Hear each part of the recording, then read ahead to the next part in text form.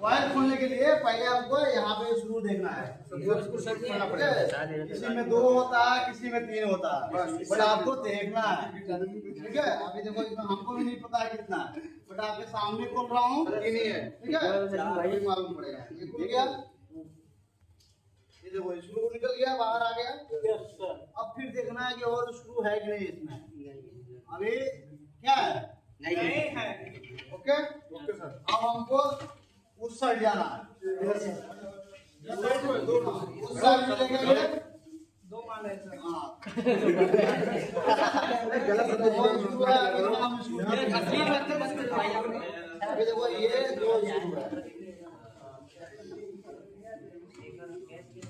अबे भाई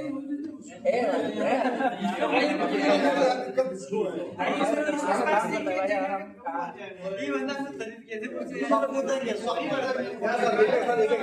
यही काम ही होगा बस। पागल हो गया।